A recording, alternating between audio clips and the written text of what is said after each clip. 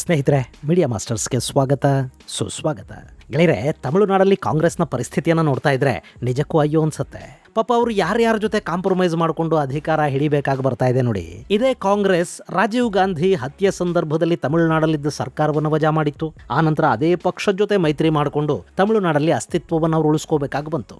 ಇನ್ನು ಈಗ ಯಾವ ಸರ್ಕಾರದ ರಚನೆಗೆ ಕಾಂಗ್ರೆಸ್ ಓಡ್ ಹೋಗಿ ಬೆಂಬಲವನ್ನು ಕೊಡ್ತೋ ಅಥವಾ ಯಾವ ಪಕ್ಷ ಕಾಂಗ್ರೆಸ್ನ ಬೆಂಬಲದಿಂದಾಗಿ ಅಧಿಕಾರಕ್ಕೆ ಬಂತೋ ಅದೇ ಪಕ್ಷ ಕಾಂಗ್ರೆಸ್ ಅಧಿನಾಯಕನ ಕೊಲೆಗೆ ಕಾರಣನಾದವನನ್ನ ಹೊಗಳ್ತಾ ಇದೆ, ಅವನ ಗುಣಗಾನ ಮಾಡ್ತಾ ಇದೆ, ಅವನಿಗೆ ಗೌರವ ಸಮರ್ಪಿಸ್ತಾ ಇದೆ. ತನ್ನ ತಂದೆಯನ್ನ ಕೊಂದವನನ್ನ ಮಹಾಪುರುಷ ಅಂತ ತಮಿಳುನಾಡಿನ ಮುಖ್ಯಮಂತ್ರಿ ಹೇಳ್ತಾ ಇದ್ರೆ, ಮೊನ್ನೆ ಅಷ್ಟೇ ಆ ಮುಖ್ಯಮಂತ್ರಿಯ ಜೊತೆ ವೇದಿಕೆ ಹಂಚಿಕೊಂಡ ರಾಹುಲ್ ಗಾಂಧಿ ಯಾವ ರೀತಿಯ ಪ್ರತಿಕ್ರಿಯೆ ಕೊಡಬೇಕೋ ಗೊತ್ತಾಗದೆ ಬೆಪ್ಪಾದಂತೆ ಕಾಣ್ತಾ ಇದ್ದಾರೆ. ಹಾಗಾದ್ರೆ ಏನಿದು ಕಾಂಗ್ರೆಸ್ನ ಪರಿಸ್ಥಿತಿ? ಇಷ್ಟಕ್ಕೂ ತಮಿಳುನಾಡಲ್ಲಿ ನಡೀತಿರೋದು ಏನು? ಇತಿಹಾಸ ಕಲಿಸಿದ ಪಾಠವನ್ನ ಕಾಂಗ್ರೆಸ್ ಮರ್ತು ಹೋಯ್ತಾ ಅನ್ನೋದ್ರ ಬಗ್ಗೆ ಒಂದಷ್ಟು ಮಾಹಿತಿಯನ್ನ ನಾವಿಲ್ಲಿ ನೋಡೋಣ. ಗೆಳೆಯರೆ, ಅಧಿಕಾರಕ್ಕಾಗಿ ರಾಜಕೀಯ ಪಕ್ಷಗಳು ಯಾವ ಮಟ್ಟಕ್ಕೆ ಬೇಕಾದರೂ ಎಳೆಯುತ್ತವೆ, ಏನನ್ನು ಬೇಕಾದರೂ ಮರೆತು ಹೋಗುತ್ತವೆ. ಅಲ್ಲಿ ಯಾರೂ ಶತ್ರುಗಳಿಲ್ಲ, ಯಾರೂ ಶಾಶ್ವತ ಮಿತ್ರರೂ ಇರೋದಿಲ್ಲ. ಆದರೂ ಸಿದ್ಧಾಂತ ಅಂತ ಒಂದಿರುತ್ತೆ ನೋಡಿ, ಅದನ್ನು ನಂಬಿಕೊಂಡು ಸಾಕಷ್ಟು ಜನ ಇರ್ತಾರೆ. ಅದರ ಹೆಸರಲ್ಲಿ ಬಡಿದಾಡಿದ ಕಾರ್ಯಕರ್ತರು ಇರ್ತಾರೆ. ಏನು ಬೇಕಾದರೂ ಇದ್ಕೊಳ್ಳಿ, ಅಧಿಕಾರಕ್ಕಿಂತ ದೊಡ್ಡದೇನೂ ಇಲ್ಲ ಅನ್ನೋದನ್ನ ರಾಜಕೀಯ ಪಕ್ಷಗಳು ಪದೇ ಪದೇ ತೋರಿಸ್ತಾ ಇರುತ್ತವೆ. ಈಗ ಅದು ಮತ್ತೆ ತಮಿಳುನಾಡಲ್ಲಿ ಕಾಂಗ್ರೆಸ್ನ ವಿಷಯದಲ್ಲಿ ನಿಜ ಆಗ್ತಾ ಇದೆ. ಕಾಂಗ್ರೆಸ್ ತಮಿಳುನಾಡಲ್ಲಿ ಗೆದ್ದಿದ್ದು 5 ಸೀಟು, ಅದು ಕೂಡ DMKಯ ಬೆಂಬಲದೊಂದಿಗೆ. ಆದರೆ ರಿಸಲ್ಟ್ ಬಂದ ತಕ್ಷಣವೇ ಅವರ ನಿಷ್ಠೆ ಬದಲಾಗಿ ಹೋಯಿತು. ಹಳೆಯ ಸ್ನೇಹಕ್ಕೆ ಗುಡ್ ಬೈ ಹೇಳಿ DMKಯನ್ನು ಬಿಟ್ಟು ಕಾಂಗ್ರೆಸ್ ವಿಜಯ್ ಜೊತೆ ಓಡ್ ಹೋಯ್ತು. ಇರ್ಲಿ, ಅದು ರಾಜಕೀಯ ಅವಶ್ಯಕತೆ ಅಂತ ಇಟ್ಕೊಳ್ಳೋಣ. ಆದ್ರೆ ಪಕ್ಷಕ್ಕೆ ಕೇವಲ ಅಧಿಕಾರ ಸಿಕ್ಕಿಬಿಟ್ರೆ ಸಾಕು ಅನ್ನೋ ಮನೋಭಾವ ಇದೆ ನೋಡಿ, ಅದರಿಂದ ಏನೆಲ್ಲ ಆಗುತ್ತೆ ಅನ್ನೋದಕ್ಕೆ ತಮಿಳುನಾಡಿನ ಕೆಲ ಬೆಳವಣಿಗೆಗಳು ಸಾಕ್ಷಿ ಹೇಳ್ತಾ ಇವೆ. ಅಲ್ಲಿ ಏನಾಗಿದೆ ಅಂದ್ರೆ, ಮೇ 18ನೇ ತಾರೀಕು ತಮಿಳುನಾಡಿನ ಮುಖ್ಯಮಂತ್ರಿ ಜೋಸೆಫ್ ವಿಜಯ್ ಮುಲ್ಲಿ ವಯಕ್ಕಲ್ ರಿಮೆಂಬರೆನ್ಸ್ ಡೇ ಅಂಗವಾಗಿ ವೇಲುಪಿಳ್ಳೈ ಪ್ರಭಾಕರನ್ಗೆ ಗೌರವವನ್ನು ಸಲ್ಲಿಸಿದ್ದಾರೆ. ಅಷ್ಟೇ ಅಲ್ಲ, ಶ್ರೀಲಂಕಾದ ತಮಿಳು ಹೋರಾಟವನ್ನು ಹೊಗಳಿರುವ ವಿಜಯ್ ಜಗತ್ತಿನಾದ್ಯಂತ ಇರುವ ತಮಿಳರು ಒಟ್ಟಾಗಬೇಕು ಅಂತ ಕರೆ ಕೊಟ್ಟಿದ್ದಾರೆ. ಇದು ಈಗ ದೊಡ್ಡ ಮಟ್ಟದಲ್ಲಿ ಸುದ್ದಿ ಆಗ್ತಾ ಇದೆ. ವೇಲುಪಿಳ್ಳೈ ಪ್ರಭಾಕರನ್ ಸತ್ತ ದಿನವನ್ನ ಹಾಗೂ LTTE ಸೋತ ದಿನವನ್ನ ಈ ರೀತಿ ಆಚರಿಸ್ತಾ ಇರೋದು, ನಮ್ಮ ಮಾಜಿ ಪ್ರಧಾನಿಯ ಸಾವಿಗೆ ಕಾರಣನಾದವನನ್ನ ಗೌರವಿಸ್ತಾ ಇರೋದು, ಇದೆಲ್ಲ ಎಷ್ಟು ಸರಿ ಅನ್ನೋ ಮಾತುಗಳು ಅಲ್ಲಿ ಕೇಳಿ ಬರ್ತಾ ಇವೆ. ಮತ್ತು ಪ್ರಭಾಕರನ್ ನಮ್ಮ ಗೌರವಾನ್ವಿತ ನಾಯಕ ಅಂತ ಹೇಳಿಕೊಳ್ಳೋರ ಜೊತೆ ಕಾಂಗ್ರೆಸ್ ಹೇಗೆ ಅಡ್ಜಸ್ಟ್ ಮಾಡ್ಕೊಳ್ತಾ ಇದೆ ಅನ್ನೋ ಪ್ರಶ್ನೆ ಕೂಡ ಅಲ್ಲಿ ದೊಡ್ಡ ಮಟ್ಟದಲ್ಲಿ ಎದ್ದು ಕಾಣ್ತಾ ಇದೆ. ಗೆಳೆಯರೆ, ಈ ರಿಮೆಂಬರೆನ್ಸ್ ಡೇ ಇದೆಯಲ್ಲ, ಇದನ್ನು ಶ್ರೀಲಂಕಾ ಸರ್ಕಾರ ವಿಕ್ಟರಿ ಡೇ ಆಗಿ ಆಚರಿಸುತ್ತೆ. ಅವರು ಅದನ್ನ ಗೆಲುವಾಗಿ ಸಂಭ್ರಮಿಸಿದ್ರೆ ತಮಿಳು ಹೋರಾಟಗಾರರು ಕರಾಳ ದಿನವನ್ನಾಗಿ ಅದನ್ನು ನೋಡ್ತಾರೆ. 2009 ಮೇ 18ನೇ ತಾರೀಕು ಶ್ರೀಲಂಕಾದ ಸೇನೆ ಮಲ್ಲೈತೀವು ಜಿಲ್ಲೆಯಲ್ಲಿನ ಮುಲ್ಲಿವೈಕಾಳಲ್ಲಿ ವೇಲುಪಿಳ್ಳೈ ಪ್ರಭಾಕರನ್ ಅವರನ್ನ ಹೊಡೆದು ಹಾಕ್ತು. ಅಲ್ಲಿಗೆ 30 ವರ್ಷಗಳ LTTE ಹೋರಾಟ ಅಂತ್ಯವನ್ನು ಕಾಣ್ತು. ಶ್ರೀಲಂಕಾ ತನ್ನೊಳಗಿದ್ದ ಬಹುದೊಡ್ಡ ಪ್ರತ್ಯೇಕತಾವಾದವನ್ನ ಹೇಳ ಹೆಸರಿಲ್ಲದ ಹಾಗೆ ಮಾಡ್ತು. ಆದರೆ ತಮಿಳು ಹೋರಾಟಗಾರರಿಗೆ ಮಾತ್ರ ಆ ಸೋಲು ಸಾಕಷ್ಟು ದುಃಖವನ್ನು ತರಿಸ್ತು. ಹೀಗಾಗಿ ಇವತ್ತಿಗೂ ಕೂಡ ಮೇ 18ನೇ ತಾರೀಕು ವೇಲುಪಿಳ್ಳೈ ಪ್ರಭಾಕರನ್ಗೆ ನಮಿಸಿ ಮುಲ್ಲಿವೈಕಲ್ನಲ್ಲಿ ನಡೆದ ಆ ಘಟನೆಗಳನ್ನ ಅವರು ನೆನಪು ಮಾಡ್ಕೋತಾರೆ. 4 ಹನಿ ಕಣ್ಣೀರು ಹಾಕ್ತಾರೆ. ಅದನ್ನ ಈಗ ವಿಜಯ್ ಕೂಡ ಮಾಡಿದ್ದಾರೆ. ಪ್ರಭಾಕರನ್ ಮತ್ತು LTTEಯ ಹೋರಾಟವನ್ನ ವಿಜಯ್ ಹೊಗಳಿದ್ದಾರೆ. ಇನ್ನು ಇಲ್ಲಿ ವಿಜಯ್ ಪ್ರಭಾಕರನ್ಗೆ ಗೌರವ ಸಲ್ಲಿಸೋದರ ಹಿಂದೆ ಕೂಡ ಒಂದಷ್ಟು ಕಾರಣಗಳು ಇವೆ. ಸದ್ಯಕ್ಕೆ ವಿಜಯ್ ಸರ್ಕಾರಕ್ಕೆ ವಿಡುದಲೈ ಚಿರುತೆಗಳ್ ಕಚ್ಚಿ ಅನ್ನೋ ಪಕ್ಷ ಸಪೋರ್ಟ್ ಮಾಡಿದೆ. ಅದರ ನಾಯಕ ತಿರುಮಾವಳವನ್ LTTEಯ ಪರವಾಗಿರೋ ನಾಯಕ. ಸೊ ಆತನನ್ನು ಕೂಡ ತೃಪ್ತಿಪಡಿಸಬೇಕಾದ ಅನಿವಾರ್ಯತೆ ವಿಜಯ್ಗಿದೆ.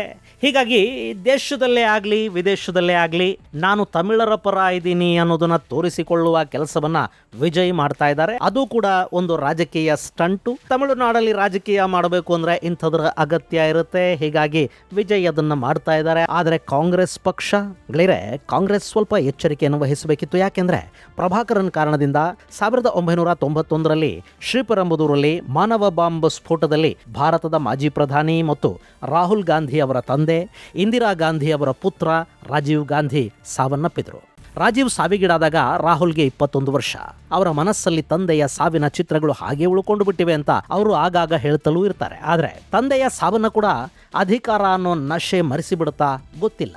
ತಂದೆಯನ್ನ ಕೊಂದವರನ್ನ ಯಾರು ಬೆಂಬಲಿಸ್ತಾರೋ ಅವರ ಪಕ್ಕದಲ್ಲಿ ನಿಂತು ಅಧಿಕಾರ ಹಂಚಿಕೊಳ್ಳೋದಕ್ಕೆ ಹಿಂಜರಿಯದ ಜನ ನಾಳೆ ದೇಶದ ಶತ್ರುಗಳ ವಿಷಯದಲ್ಲಿ ಹೇಗೆ ವರ್ತಿಸ್ತಾರೆ ಗಾಡ್ ನೋಸ್.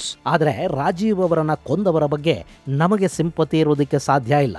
ಅವರು ಕೊಂದದ್ದು ರಾಹುಲ್ ಗಾಂಧಿ ಅವರ ತಂದೆಯನ್ನಲ್ಲ, ಬದಲಿಗೆ ಈ ದೇಶದ ಮಾಜಿ ಪ್ರಧಾನಿಯನ್ನ, ಈ ದೇಶದ ಒಬ್ಬ ಕನಸುಗಾರ ನಾಯಕನನ್ನ. ಹೀಗಾಗಿ ಭಾರತ ಆ ಘಟನೆಯನ್ನ ಕ್ಷಮಿಸೋದಿಕ್ಕೆ ಸಾಧ್ಯನೇ ಇಲ್ಲ.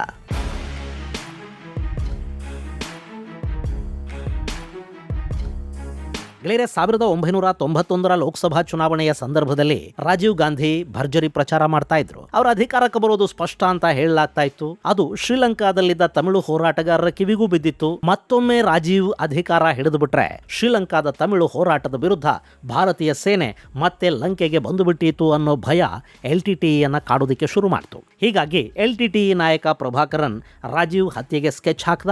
ಅಲ್ಲಿ ಶಿವರಸನ್, ಧನು ಸೇರಿದಂತೆ ಒಂದಷ್ಟು ಜನರ ತಂಡವನ್ನ ರಚನೆ ಮಾಡಲಾಯಿತು. ಆ ತಂಡ ಶ್ರೀಲಂಕಾದಿಂದ ತಮಿಳುನಾಡಿಗೆ ಬಂದು ನೆಲೆಸಿತು. ಅವರು ರಾಜೀವ್ ಆಗಮನದ ನಿರೀಕ್ಷೆಯಲ್ಲಿದ್ದರು. ಮೊದಲ ಬಾರಿಗೆ ಪ್ಲಾಸ್ಟಿಕ್ ಮತ್ತು ಲಿಕ್ವಿಡ್ ಅನ್ನ ಬಳಸಿ ಬಾಂಬ್ ಅನ್ನ ತಯಾರು ಮಾಡಲಾಯಿತು. ಹೀಗಾಗಿ ಅಲ್ಲಿ ಮೆಟಲ್ ಡಿಟೆಕ್ಟರ್ಗಳು ಕೂಡ ಆ ಬಾಂಬ್ ಅನ್ನ ಗುರುತಿಸೋದ್ರಲ್ಲಿ ವಿಫಲ ಆದವು. ಸೊ 1991 ಮೇ 21ನೇ ತಾರೀಕು ರಾಜೀವ್ ಗಾಂಧಿ ಶ್ರೀಪೆರಂಬೂರ್ನ ಸಾರ್ವಜನಿಕ ಸಭೆಯಲ್ಲಿ ಪಾಲ್ಗೊಳ್ಳೋದಕ್ಕೆ ಹೋಗ್ತಾರೆ. ಅಲ್ಲಿನ ಭದ್ರತೆಯ ಬಗ್ಗೆ ರಾಜೀವ್ ಅವರಿಗೆ ಎಚ್ಚರಿಕೆಯನ್ನು ಕೊಡಲಾಯಿತು. ಆದರೂ ಅವರದನ್ನ ಲೆಕ್ಕಿಸಲಿಲ್ಲ. ರಾಜೀವ್ ಶ್ರೀಪೆರಂಬೂರ್ಗೆ ಬಂದರು. ಅಲ್ಲಿ LTTE ತಂಡ ಸಿದ್ಧ ಆಗಿತ್ತು.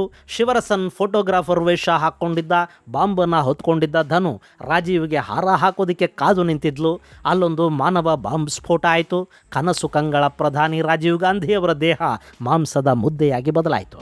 ಅದು ಜಗತ್ತಲ್ಲಿ ನಡೆದ ಹೈ ಪ್ರೊಫೈಲ್ ಹತ್ಯೆಗಳ ಪೈಕಿ ಒಂದು ಅನ್ನಿಸ್ಕೊಳ್ತು. ಇಡೀ ಜಗತ್ತು ದಿಗ್ಭ್ರಮೆಯನ್ನು ವ್ಯಕ್ತಪಡಿಸಿತು. ಭಾರತ ಕಣ್ಣೀರು ಮಿಡಿತು. ರಾಜೀವ್ ಹತ್ಯೆ ನಡೆದ ಸಂದರ್ಭದಲ್ಲಿ ತಮಿಳುನಾಡಲ್ಲಿ DMK ಸರ್ಕಾರ ಇತ್ತು. ಅವರಿಗೆ LTTE ಬಗ್ಗೆ ಸಿಂಪತಿ ಇತ್ತು. ಹೀಗಾಗಿ ಆ ಸರ್ಕಾರವನ್ನು ಕೂಡ ವಜಾ ಮಾಡ್ತು. ಈ ಹತ್ಯಾ ಪ್ರಕರಣದ ತನಿಖೆಯನ್ನ CBI ಕೈಗೆತ್ತಿಕೊಳ್ತು.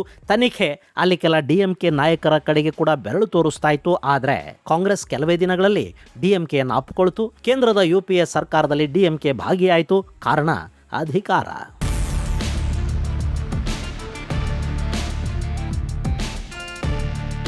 2004ರಲ್ಲಿ ಶುರುವಾದ ಈ ಮೈತ್ರಿ 2014ರವರೆಗೆ ಕೂಡ ಮುಂದುವರಿತು. 14ರ ಲೋಕಸಭಾ ಚುನಾವಣೆ ಹೊತ್ತಿಗೆ DMK ಮತ್ತು ಕಾಂಗ್ರೆಸ್ ತಮಿಳುನಾಡಲ್ಲಿ ಬೇರೆ ಬೇರೆಯಾಗಿ ಸ್ಪರ್ಧಿಸಿದ್ವು ಅನ್ನೋದು ಬಿಟ್ರೆ, ಆ ಬಳಿಕ 2026ರ ಚುನಾವಣೆಯಲ್ಲಿ ಕೂಡ ಕಾಂಗ್ರೆಸ್ DMKಯ ಮೈತ್ರಿಯಲ್ಲಿದ್ದೇ ಇತ್ತು.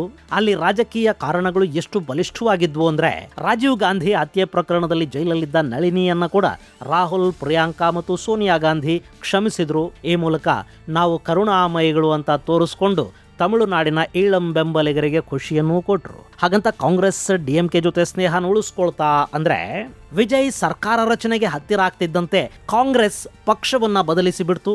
DMKನ ಬಿಟ್ಟು TVK ಜೊತೆ ಕಾಂಗ್ರೆಸ್ ಜಂಪ್ ಮಾಡ್ತು. ಅದು 2 ಮಂತ್ರಿ ಪದವಿಗಳ ಆಸೆಗಾಗಿ, ಮುಂದಿನ ಲೋಕಸಭಾ ಚುನಾವಣೆಯಲ್ಲಿ ಪಕ್ಷದ ಅಸ್ತಿತ್ವವನ್ನು ಉಳಿಸಿಕೊಳ್ಳೋದಕ್ಕಾಗಿ. ಇನ್ನು ಈಗ ರಾಜೀವ್ ಹತ್ಯೆಗೆ ಕಾರಣನಾದ LTTE ನಾಯಕ ವೇಲುಪಿಳ್ಳೈ ಪ್ರಭಾಕರನ್ ಸಾವಿನ ದಿನವನ್ನು ತಮಿಳುನಾಡಲ್ಲಿ ಆಚರಿಸಲಾಗಿದೆ. ತಮಿಳುನಾಡಿನ ಹೊಸ ಮುಖ್ಯಮಂತ್ರಿ ಜೋಸೆಫ್ ವಿಜಯ್ ಪ್ರಭಾಕರನ್ಗೆ ನಮನವನ್ನು ಸಲ್ಲಿಸಿದ್ದಾರೆ. ಆದರೆ ಅದಕ್ಕೆ ಕಾಂಗ್ರೆಸ್ ಯಾವ ಪ್ರತಿಕ್ರಿಯೆಯನ್ನು ಕೊಟ್ಟಿಲ್ಲ. ಇಲ್ಲಿ ರಾಜೀವ್ ಗಾಂಧಿಯವರನ್ನ ಕೊಂದವರನ್ನ ಮಿತ್ರ ಪಕ್ಷದ ಮುಖ್ಯಮಂತ್ರಿ ಹೊಗಳುತ್ತಾರೆ ಅಂದ್ರೆ ಅದನ್ನ ಕಾಂಗ್ರೆಸ್ ಹೇಗೆ ರಿಸೀವ್ ಮಾಡ್ಕೋಬೇಕು? ಇಲ್ಲಿ ಕಾಂಗ್ರೆಸ್ ಯಾವುದೇ ವಿರೋಧವನ್ನು ಕೂಡ ವ್ಯಕ್ತಪಡಿಸ್ತಾ ಇಲ್ಲ. ಇಷ್ಟೊಂದು ಅಡ್ಜಸ್ಟ್ಮೆಂಟು ಅಧಿಕಾರಕ್ಕಾಗಿನಾ, ಅಸ್ತಿತ್ವಕ್ಕಾಗಿನಾ, ಅಥವಾ ಅದು ಅಭ್ಯಾಸ ಆಗಿ ಹೋಗಿದ್ಯಾ?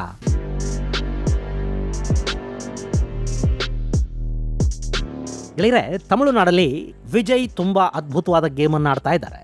ಅವರು ಅಮ್ಮ ಕ್ಯಾಂಟೀನ್ಗಳನ್ನು ರಿಓಪನ್ ಮಾಡೋದಕ್ಕೆ ಹಾಗೂ ಅಲ್ಲಿ ಮೂಲಭೂತ ಸೌಕರ್ಯಗಳನ್ನು ಅಭಿವೃದ್ಧಿಪಡಿಸೋದಕ್ಕೆ ಆದೇಶವನ್ನು ಕೊಟ್ಟಿದ್ದಾರೆ. ಈ ಮೂಲಕ AIADMK ಕೊಟ್ಟಿರೋ ಬೆಂಬಲಕ್ಕೆ ಅವರು ನ್ಯಾಯ ಕೊಡ್ತಾ ಇದ್ದಾರೆ. ಹಾಗೆ ಸದ್ಯಕ್ಕಿರುವ ಅಮ್ಮ ಅಭಿಮಾನಿಗಳನ್ನ ಸಂಪೂರ್ಣವಾಗಿ ತಮ್ಮತ್ತ ಸೆಳೆದುಕೊಳ್ಳುವ ಕೆಲಸವನ್ನು ಕೂಡ ವಿಜಯಲ್ಲಿ ಮಾಡ್ತಾ ಇದ್ದಾರೆ. ಹಾಗೆ ವಿಜಯ್ಗೆ ತುಂಬಾ ಚೆನ್ನಾಗಿ ಗೊತ್ತಿದೆ, ತಮಿಳುನಾಡಲ್ಲಿ LTTEಯನ್ನ ಪ್ರೀತಿಸುವ, ಬೆಂಬಲಿಸುವ ಸಾಕಷ್ಟು ಜನ ಇದ್ದಾರೆ. ತಮಿಳುನಾಡಲ್ಲಿ ಮಾತ್ರ ಅಲ್ಲ, ದೇಶದ ಹೊರಗಿನ ಸಾಕಷ್ಟು ತಮಿಳರು ಕೂಡ ಶ್ರೀಲಂಕಾದಲ್ಲಿದ್ದ LTTE ಬಗ್ಗೆ ಮತ್ತು ಪ್ರಭಾಕರನ್ ಬಗ್ಗೆ ಒಂದು ಪ್ರೀತಿಯನ್ನ ಇಟ್ಕೊಂಡಿದ್ದಾರೆ. ಹೀಗಾಗಿ ಅವರ ಒಲವನ್ನ ಗಳಿಸಿಕೊಳ್ಳುವ ಪ್ರಯತ್ನ ಕೂಡ ಇಲ್ಲಿ ವಿಜಯ್ ಕಡೆಯಿಂದ ನಡೀತಾ ಇದೆ. ಈ ಹಿಂದೆ ನಾಗಪಟ್ಟಣಂನಲ್ಲಿ ಭಾಷಣ ಮಾಡುವಾಗ ತಮಿಳು ಈಳಮ್ಮನ ವಿಜಯ್ ಹೊಗಳಿದ್ರು. ಈಗಲೂ ವಿಜಯ್ ಅದನ್ನ ಮತ್ತೆ ಮಾಡಿದ್ದಾರೆ. ವಿಜಯ್ಗೆ ಅದು ಅನಿವಾರ್ಯ. ಆದ್ರೆ ಕಾಂಗ್ರೆಸ್ಗೆ ಯಾವ ಅನಿವಾರ್ಯತೆ ರೀ? ತನ್ನ ನಾಯಕನನ್ನ ಕೊಂದವರನ್ನ ಕೂಡ ಗೌರವಿಸಲೇಬೇಕಾದ ಅನಿವಾರ್ಯತೆಗೆ ಕಾಂಗ್ರೆಸ್ ಬಿದ್ದಿರೋದಿದೆಯಲ್ಲ, ಅದು ನಿಜಕ್ಕೂ ಆ ಪಕ್ಷದ ಬಗ್ಗೆ ಅಯ್ಯೋ ಪಾಪ ಅನ್ಸತ್ತೆ. ನಿಜ ಬಿಡಿ, ಮೊಹಬ್ಬತ್ಗೆ ದುಕಾನ್ ತೆರಕಂಡು ಕೂತವರಿಗೆ ಅಪ್ಪನನ್ನ ಕೊಂದವರು ಕೂಡ ಸ್ನೇಹಿತರ ತರ ಕಾಣಲೇಬೇಕಾಗತ್ತೆ.